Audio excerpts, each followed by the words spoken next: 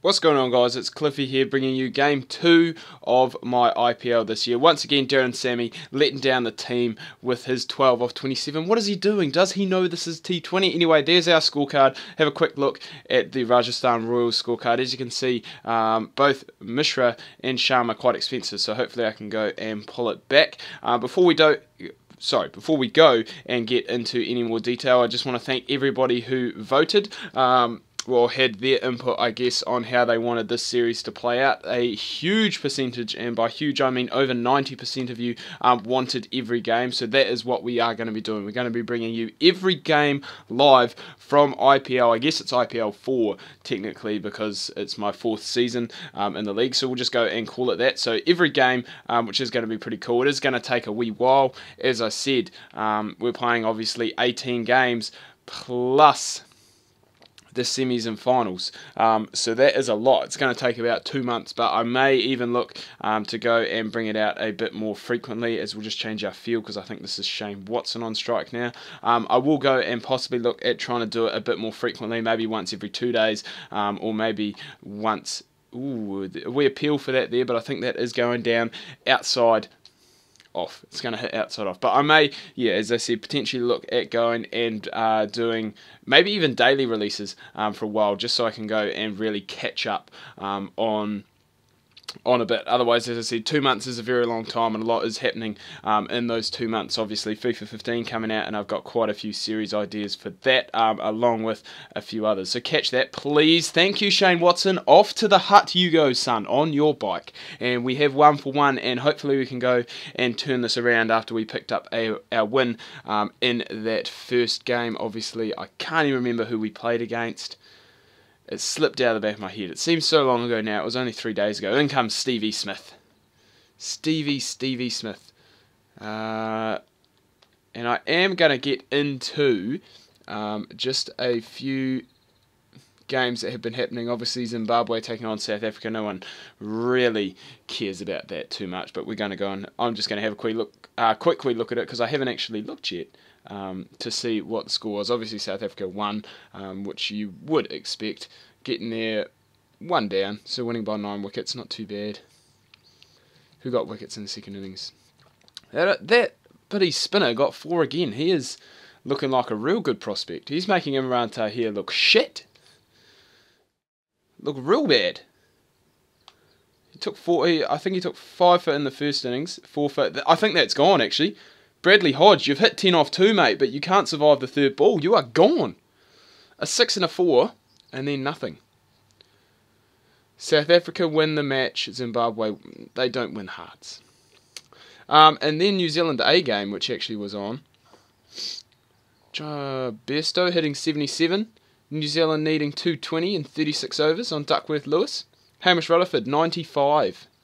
Off 84 balls. When are we going to see him back in the coloured clothing for New Zealand? I don't think he was really given too much of a fair chance, really. I mean, he was in that 2020 side, and then he was kind of taken out pretty quick. Anton Devcich brought in, but I think he is one of those players. He is still young. He's only 24. I think we need to go and persist with him. And that's going to be another one, because Chand cannot play a straight bat, and he cannot play in front of his pad.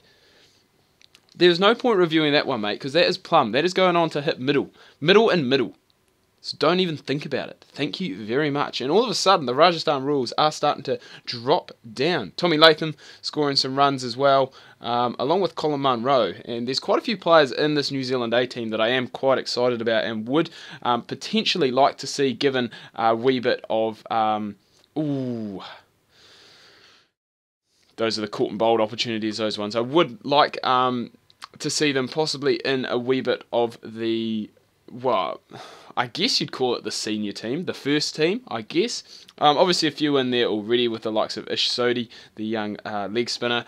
BJ Watling, who is obviously kept in this series, this tour, and has captained the side as well. Tom Latham, who's obviously our test opener. Hamish Rutherford, who's our test opener. Dean Brownlee, I wouldn't mind seeing him come back in. I don't think he did too much wrong in the test arena. I think he scored 100 in South Africa when we had that miserable tour. And I think he was the only one who really scored any runs and then was just given the chop, pretty much. And yeah, just a few other players in there that obviously have a bit of a bright future. Obviously, Matt Henry, who did so well towards the end of last summer against India. Doug Bracewell, who's obviously in and out of the Test team, I guess. Him and Wagner really fighting for that third seamer spot. But with the performances of Jimmy Neesham, you know, is he going to be pushed out completely? Not too sure.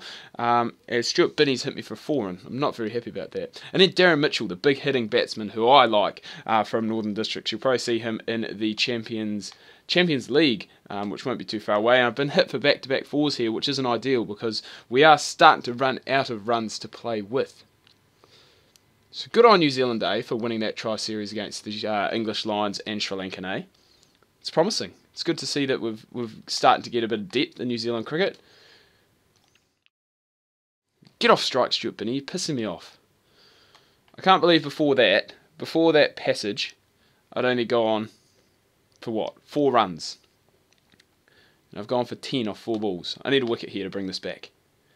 Yeah, you're smart, Rahane. You're smart. Play out the good bowler. But we have plenty of good bowlers here at the Sunrisers. We have myself, Ishant Sharma, Mishra. Oh, no, I hate it when you do that. That is an expensive over, but an unlucky over in some respects as well. Oh, I got hit for boundaries that weren't really boundary balls. That kind of annoys me. Come on, boys. We need another wicket here. We need a wicket. We need to get rid of one of these two. We've got rid of one of them, and they now need 49 off 36. We're going to change the field. 49 off 36. So 49 off 6 overs. It's over 8. So if we can get a close over here, that must be close to LBW. Surely, James Faulkner. What are you doing? Just go for a slog. That must... I'm going to give that a quick review. I think it is just going outside off, but I think it is worth a shout. I think it has hit him just outside. The impact has been just outside. Yep, it is outside. Not just outside, it's outside by quite a lot, and it's missing by quite a lot. But I think that there was an opportunity. I think if we got Faulkner there, we would have gone and exposed the tail. Obviously, Faulkner's still a decent bat, I guess you would say. He wants to bat inside the top 6 for Australia, I think, perfectly. You know, he's good at number 8, and he pisses me off. All these players pissing me off because I don't have a third man. I really need to go and make my own field and have a third man because this is pissing me off. Get down there, yes. Dot ball. Dot balls are good balls, boys. That's what we need at this stage of the innings. We need some tight overs. Hopefully we've got some good bowlers to come in yet. Where's Dale Steyn? He's a sunriser. Oh, it hasn't carried the edge. It's because I'm only a little medium pacer. Right, so if we can finish this off here with a wicket, well, we're not going to get it bowling out there. Jesus, that's shocking. If we can finish this off with a wicket or maybe even a dot ball, would be promising. And then hopefully we can go and defend what's looking like 44 off the last 5 overs, which is pretty good. I'll catch that, please. Yes, that's what we needed. And it is the in-form man as well, Ajinkya Rahane, gone for 47. And this is going to be a cliffhanger finish right here. This is gonna have people on the edge of their seats. Cliffhanger finish. I've been waiting a long time to use that if you haven't been able to tell. Please. Please. I can't tell if we got there. We did get there. We've got there again off another solid bowling performance from everyone. Darren Sammy taking 2 for 30. I'm getting man of the match, which means I'm getting a lot of ranking points, which I'm happy about. The Sunrisers win by 18 runs, which is, again, good. And the bowling wasn't too bad. Dale Steyn only bowling 1 over. What's up with that? I don't know. That's quite weird. David Warner bowling 3, Dale Steyn bowling 1. Probably one of the best quick bowlers in the world at the moment, but you know what? The game knows best. It's only bowled in 1 over, so they must know what they're doing. Anyway, guys, I do hope you've enjoyed this video. Again, thank you everyone for their support in the matter of choosing how you want this tournament, I guess, to be played out. I do hope you've enjoyed the video. If you have, please remember to drop a like. If you are new to the channel, please do hit that subscribe button. I'll be bringing back some UFC tomorrow, so all you Ultimate Fighting fans, make sure you do not miss that.